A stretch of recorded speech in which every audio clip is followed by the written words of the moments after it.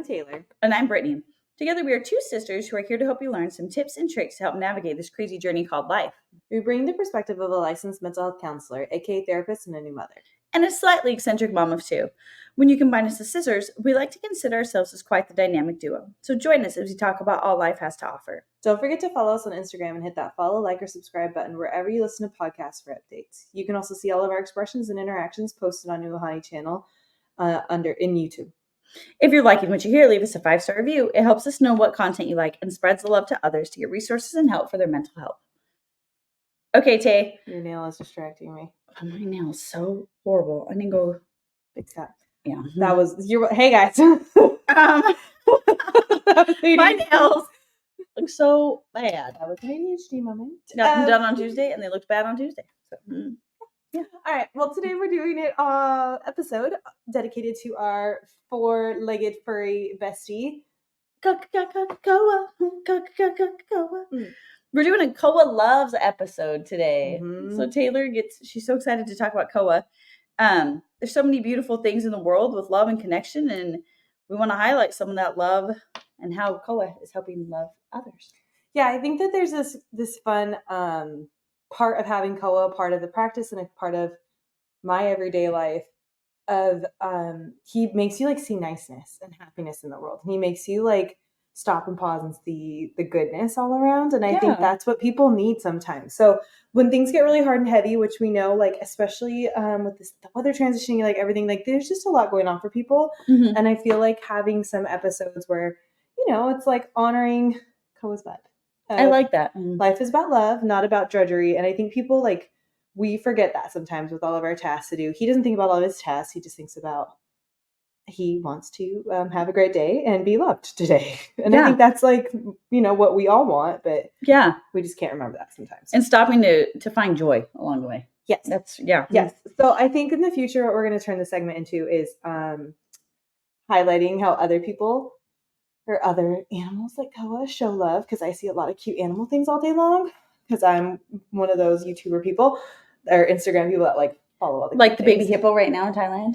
What's his name? Mutang or something. Yeah, he's really cute. So cute. If you haven't seen him, you need to look him up. He's a little cute hippo. He's so cute. And I just saw this doggy one the other day where this dog in Chile, his job is to help dental patients and he travels for it.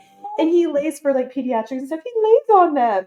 And he like snuggles them and comforts them and he just makes them so much easier. So just things like that where you like, oh, that made my day happy, like hearing that or seeing that, Yeah. I think we need more of that in our lives because there's a lot of heaviness at all times. So today we're going to highlight how Koa views the world with love. Okay, let's do this. Yeah. So we're going to do the top ways that Koa does love. So I think we have 3 big ways that Koa shows love. I broke it down pretty basic because let's be honest here, guys. Koa's pretty basic. Yeah, Koa's a dog, but we can learn so much from dogs and from babies, and I think really breaking it down to simplify things. Exactly. I think that we learn the most from the simpler things. Like my baby teaches me a lot too about he gets so excited about the silliest things, So I think that's where Well, sometimes we can think at things at such a high level that our brain just like keeps going and going and going and going, and and we can spiral out of control. But when we go back and just really simplify things, like that's just like the art of meditation, right? Like I thought about that this weekend and just like, how can you just be calm and just like meditate? Like that's a simple practice. I mean, it's like basically doing nothing, but it's not doing nothing. It's doing everything for your body and your mind. So I think it's, Or even, what did I see the other day where it was like just putting your legs up the wall and just laying there for a minute, like resets your whole body with and we've talked about that before too. And that's where I'm like, oh, like, okay, like, just some of the stuff that leads to more balance in our lives is very simple. I always think of Maslow's hierarchy of needs too, where he talks about, like your basic life functions, you need like food, shelter. And then from there you need connections and socialization. And that's where I think we get stuck in the upper self-actualization parts a lot. Like, I need to do this goal or I need to do this task or these are the important things, whatever. But at the end of the day, it's like, no, your important thing is like, you need to just show love and be happy. Yeah. I heard this analogy today in a religious setting, but like it totally applies to this, like the roots and the branches.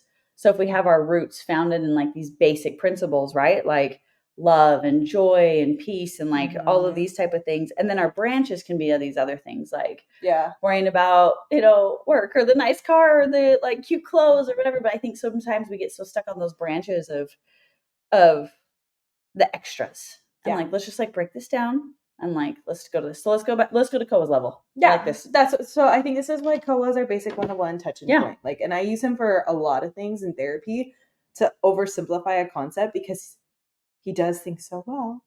It's very simple, just like babies, So all right, so let's do this. Number 1, Koa is good at being present. Yes, and I'm talking physically present. So Koa has this thing in the morning. So Koa sleeps in my room with me and Madsen, right? And he eats his food there, and then he waits for one of us to wake up, and he immediately goes and sits in front of his brother's door. Aww. So baby Banks, right? That's a real human. That's my real human, and he's one. But he'll go and sit there, and usually he's like so excited to go get Banks out of bed, like jumping in the air and kind of doing his thing. But the key with Koa is he is present all day long. He goes where we go, unless he like really needs a break, which he will do that once in a while. But he is always by our side. He goes up and down the stairs, and I go up and down the stairs and doing chores. He's in the room that I'm in. He's in kind of thing. He's not FaceTiming. He's not like he's there. He's physically present. That's what we're talking about. Like he is in the moment and he is in it with you. And he may be sleeping in the corner, but he's still there. And I think that's the thing. Like I noticed in sessions a lot too when Koa's like at the groomers or something. It feels like a big hole is gone. Like it feels like my little. Because you're used to him being literally right by your side.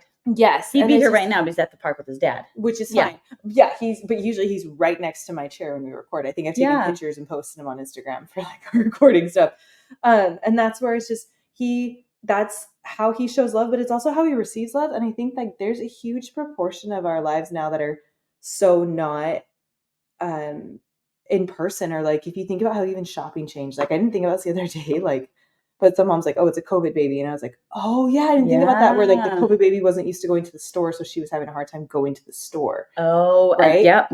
Just things like that where like they're not used to being in public with people, dealing with people, being present around physical other humans. And then I think about like Koa and Nalu. Nalu's Koa's favorite brother.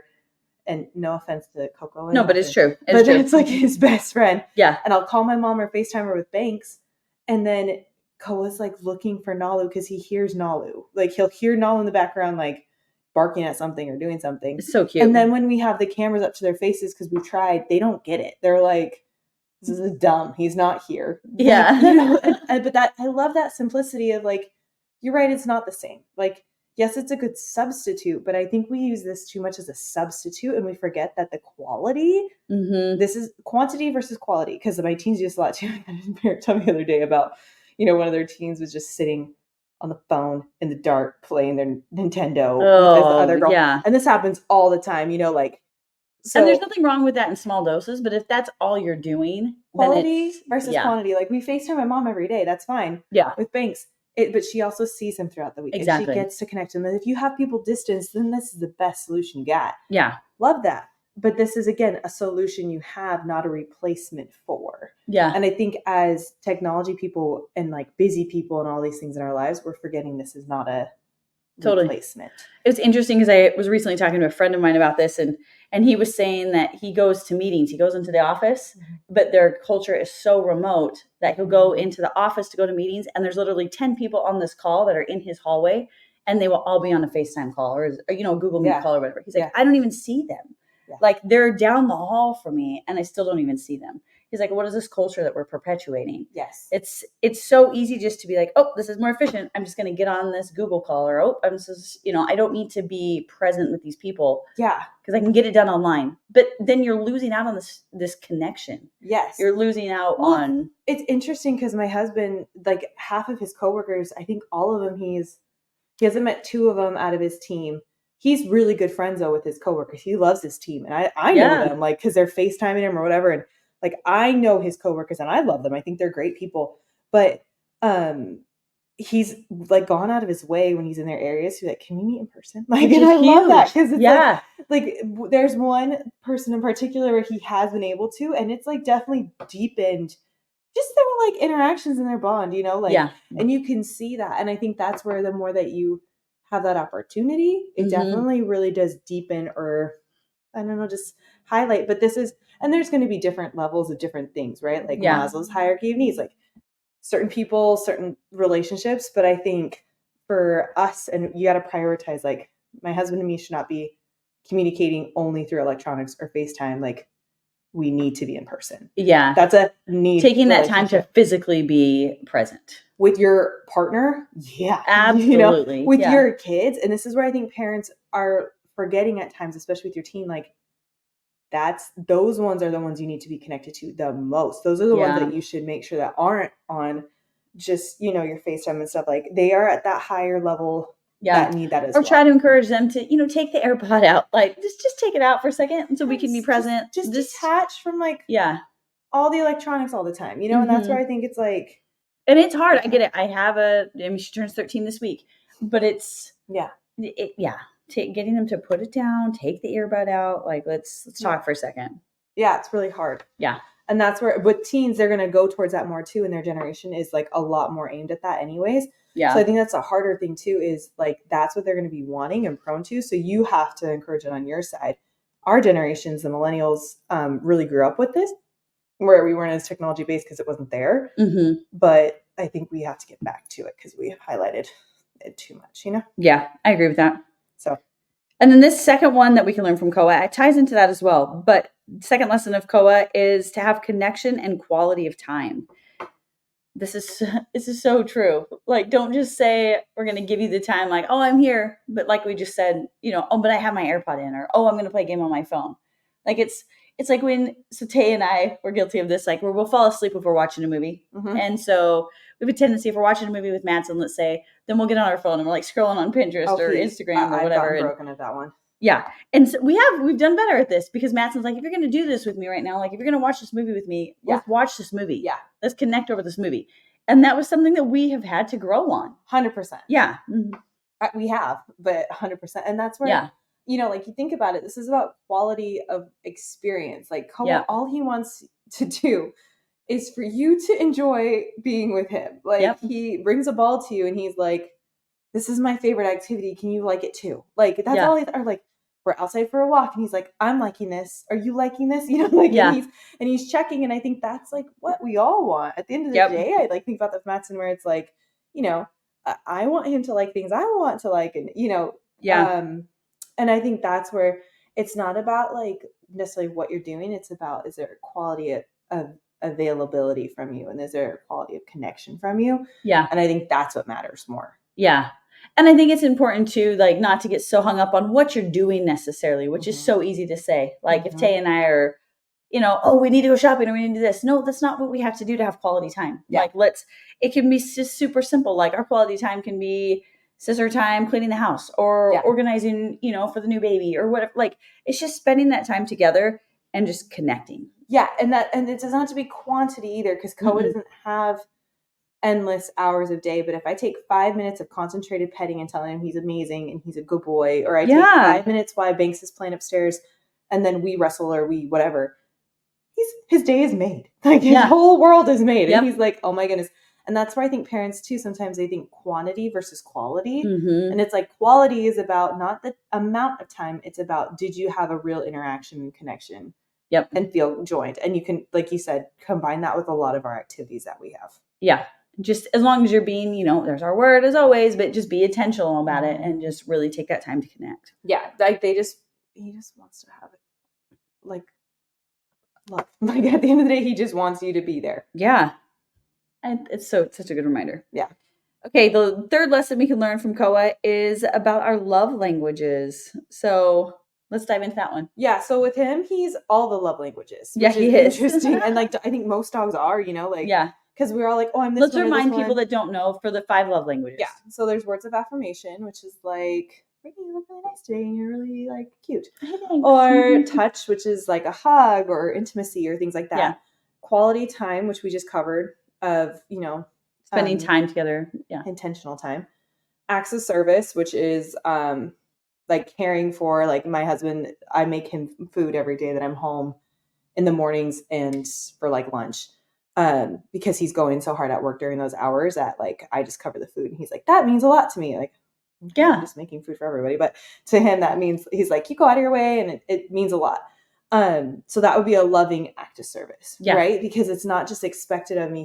He recognizes like, you're doing this service for me kind of thing. So that one's a little different, because sometimes I think people are like, well, I do stuff for you all day. And it's like, no. Like, do they see it as a service? Kind of thing. Like Mattson knows. And that's hard sometimes, because I do remember in, past relationships, or I thought I was giving service. I was like, oh, I ironed your shirt, or, oh, I made you breakfast, or, oh, I packed your lunch. But if they don't see it that way, then it really doesn't count. No, because it's an expectation, or you're fulfilling the role that they expect you to fulfill. Yeah. And I think that's where you have to kind of, like, if that's when you want to do with people, you really have to assess, like, what's an act of service. And what's, because you may think you're doing service, and they can interpret it as, oh, this is just something they do for me. Yeah. Like it's, like my act of service a lot of the times is my husband will wake up first before me and go get Banks and be like, go sleep more.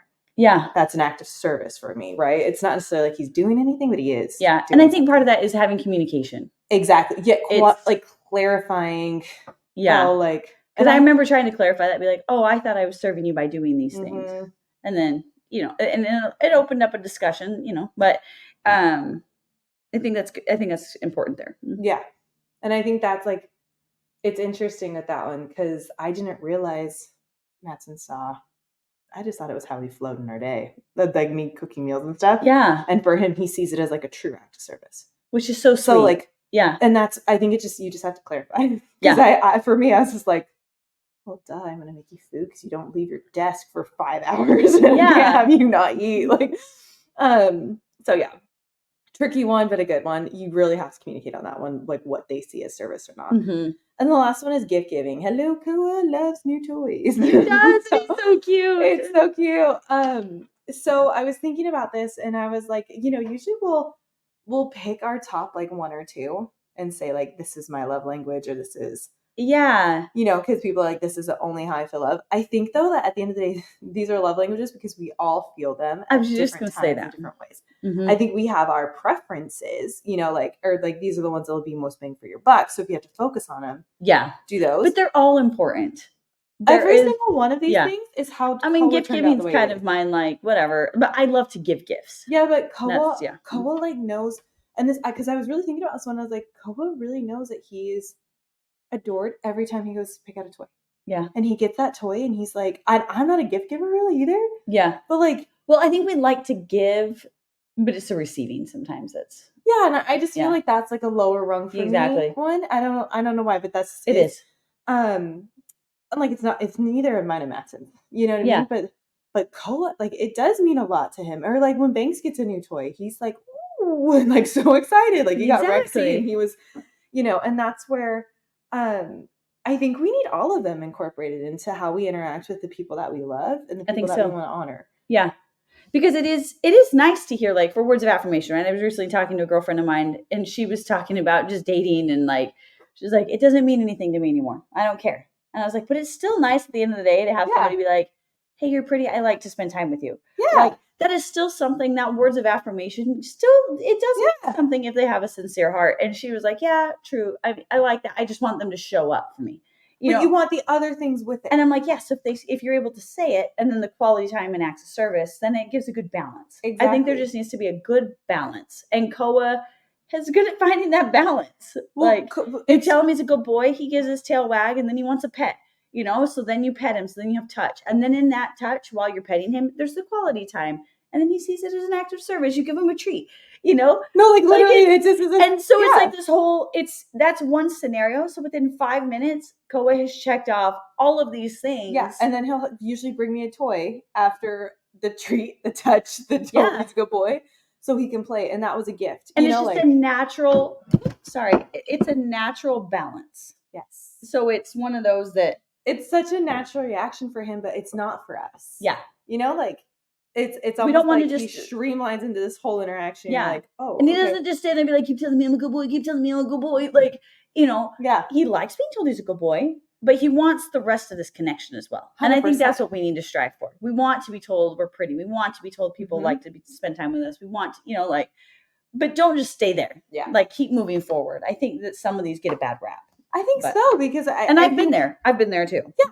I think that they do, because then it's like, oh, it's just another way to work or something. But when you were saying like Koa's the progression of love, I was thinking if you give a mouse a muffin, he'll want some jam. And then, you know, that book, like, and then if you give him some jam, he'll want to lay down, or like, you know, just this whole list of things. But I think that's what love is about, is like the minute that you open up this connection portal for whichever one you can get into first, the rest can follow. And that's the key. Like Koa is all about like, you tell me I'm pretty, then like the whole world is on. Like, let's go. Like, we'll be in the store and somebody will be like, oh, that's a pretty boy. And he'll look and be like, no, we're working. And he'll be like, because he hears the minute like I'm pretty, and he's like, yeah, okay, we like each other. You know, and I think that's the cue that we all need, is like, what's your cue to think, oh, are you liked, or you loved, or you connected with?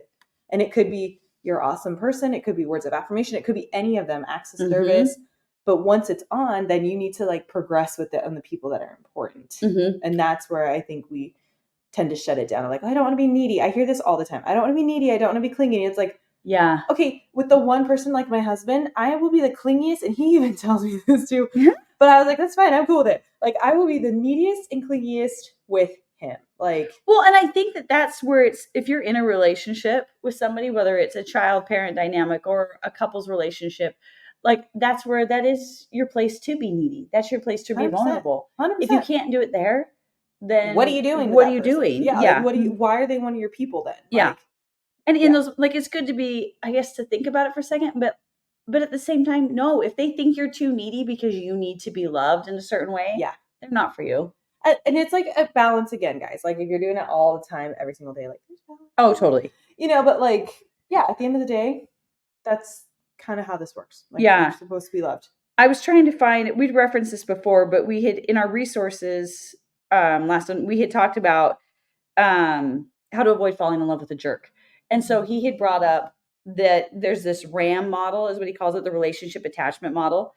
And so he has these 5 quadrants, and he says, if these are all aligned, then you have a healthy relationship. And so I think his were know, which is like get to know each other, right? Like get to like actually know what each other likes, get to know all these different things, trust, obviously they'll trust, rely on each other, and then commit and touch. And so if you're able, it's kind of like just like with these love languages, if you're able to have this whole balance, right? And Cole was really good at this. Like, he's able to know you, he's able to trust you, he's able to rely on you, he's able to commit to you, and then the touch follows. So if you're able to like balance all of these aspects out, then you have a healthy and well-rounded relationship. But I think you just named it as our attachment was formed healthy. Like, exactly. Koa is a good example for loves because he was trained well. Like, not a compliment to me, but like he knew I was always going to be there for him. He knew I was a reliable source. He knew that, like. But it is a good compliment to you. And I think we're able to say that, like, if, I love if then statements sometimes, but you know, if you attach to someone in a healthy way, then your relationship is going to progress in a healthy way. And so we're able to see this with Koa, if Koa had a healthy attachment with these love languages, then he's going to be a purebred best boy. Like, and that is okay to admit that. And he shows up every time with that because, and that's where I think the key was, it was interesting when I was dating Matson too, I was very adamant, like, do not untrain Koa. Like, Koa is a very trained dog. And he really was trying because he just wanted to have fun with him. And then I had a few corrections that would be like, Koa is not allowed to jump up unless he has been told that he can give a hug. Like, you know, like certain things like that. And he was trying so hard to be it, but he had to learn, right? And I think that's the thing is, it's about like teaching others to how to do that connection, how to do that form of like, this is how we formed our relationship. If you want to form a good one, so he actually responds to you and listens to you. And you know what? Now he listens to Matson better than me. He's so funny. Oh my goodness. When he guzzles his water, Matson just had to call down the stairs once, Koa, stop. And I'm like, come on. Nobody listens to their mom. They always pull their worst behavior for their mom. I know. And he comes over smacking at me. I'm like, you stop when your daddy says no, but not when mama says no. What's that? Daddy's a little bit scurry. Daddy. Oh my goodness. Yeah, daddy's his bestie. So I think that's the key is like when you figure out how to build that ability to be trusted and relied upon and build that like what you were saying. That's where you have to teach that to others so they can then. And I think it's just important applying it back to the love languages. Like there is no bad category of the love languages. It's just finding that balance. I think they get a bad rap though because everyone's like, oh, touch is dumb. And it's like, you realize if you didn't have touch as a baby, you develop rad. Like, and I forgot everybody needs. Yeah, I forgot the acronym, but that's it's a attachment radical. I think it's like radical attachment disorder. That's the babies like in the Russian orphanage, right? Where they weren't touched enough when they were babies. Like guys, you need physical touch. You literally need this one, you know? And that's where like some of these where they're getting hierarchied over the other is like, and it's just that balance, just like Koa's natural progression, you know? Purebred, oh, you're such a good boy. Now you're going to pet me. Now that means we're spending some time together. You know, like, just think of this next time as you're going through it. Like, nope, I'm just having balance like Koa. Like, I'm just going into this and I'm having balance. Like, just going and hitting all of them, getting all my checkpoints. Yep. It's bingo, guys. Get all your bingo card. Yep, I like it. Yeah. Get your bingo card in. So let's talk about this then. Like, how can we apply this? We've talked about this a little bit as we've been going. But anything else we want to say for how can we apply this with your loved ones? I think the biggest thing is simplify. Like, I see so many things on Instagram all the time and all over the place where it's like, do this to have these relationships. And like, okay, at the end of the day, it's really basic. Like, it really is. It's actually a very basic formula. And dogs nail this one to a T. Like, you build trust. You know the person is a good person, right? Yep. You can trust that person, like you were saying. And then from there, you just get all your love languages met. And you just are present. Like, they don't, and I was really thinking about something, like, they don't have any distractions of technology. They don't have to worry. Koa has been the one that will whack my phone out of my hand, sit on it, and he's like, we're having time. Yeah, no, Muffin will do that too. Our little dog, who's a lap dog, and he's like, okay, now is my time. Like, and sometimes I'm irritated. I'm like, dude, I was working on my computer. But then I have to remember, nope, like, it's okay. It's okay. Yeah. But I think that's the thing is, like, we don't do that really for anybody else. And they don't get distracted by technology. They could care less. They could care less. Oh, you're drafted an email right now for work? Well, I need some love. Yeah. Or like, oh, you're on your phone. I don't care what it's for. Like, get off of it. You know, like, I'm on it now. Yeah. And I feel like little kids are good at this sometimes too, because they start out naturally not needing that inclination. And so they'll yank the phone, they'll toss it, they'll, you know, whatever, like, mom, like, and how often we're like, hold on, I gotta send this email. Hold on, I gotta do this. And I'm just as guilty as this. Well, we've really had to go into this intentionally with Banks because I've seen so much of this, and I'm like, how do we want to set this up? So intentionally, and I don't think we always do it the best, but we definitely have intentionally been like, do we want the TV on? Do we want the TV off when he has his routines? Do we want a part of it or not a part of it? You know, and I think that's been interesting to navigate. And I really try with that too. Like, we have a lot of, you know, just different screen time limits or whatever. But sometimes as a parent, you know, if I want to really connect with my teen or to talk with her when we're out and we're running errands, it's so easy just to, let's put on music and we're just going to sing in the car, or, you know, hey, Adeline, you got to finish your audiobook for the, you know, let's put this on in the car for your class. Or it's so easy to do. Yeah. I think that's the biggest thing that I was thinking about is they oversimplify the formula, which makes it super clear to see. Yeah. Like, clear present time with an activity that you guys enjoy, not electronics, and they connect in person with all their love languages. Yeah. Pretty basic. I think so. Yeah. And it's cool. Yeah. Koa's a wise dog. Yeah. Yeah. And as you intentionally do this, like we have in our notes here, the more that you're able, or the more that you're available and intentionally share your world with others, the more that you will be connected and loved with them, you will feel a deeper connection. And I think it's just setting that intention, and here's our goal. Like, this is what we're going to do. So I remember this quote, and I always think of this when I think of like Koa and love and just how he operates in the world. And I think about, like, he's so basic on what he wants, but it's like the life. If you've seen Walter Mitty, it's the Life magazine quote. And it says, where did it go, guys? I just had it. So hold on for just a second. It's worth it. To see the world, dangerous things to come, to see behind walls, draw closer, to find each other and to feel. That's the purpose of life. Yeah. And I love that, because it's like, that is the purpose of life, to draw closer, to feel, to connect, to be one with one another. And that's hard. It is hard, especially when there's so much noise going on in the world. It really takes a lot of intention to do that. So, yeah. Well, thank you, Koa, for all of these life lessons today. Shout out to Koa 101 class. Yeah, I love it. It's just really good reminders. So hopefully as you're transitioning into this new season, especially with the holidays coming, things are going to get extra busy. We were talking to our nephew today, and he was outlining all of his sports he was doing, right? Like, Monday I got this, Tuesday we got this, Wednesday I got this. And it was just like, oh my goodness, like, life is so busy. that we have to take these intentional times to connect. Otherwise, it just disappears. Quality over quantity, guys. Yeah. So it's our key to survival. Yeah. Well, thanks for listening, friends. Don't forget to follow us on Uhane Counseling on Instagram, and you can find us on Spotify, Apple, or wherever else you get your podcasts. Thanks. Bye.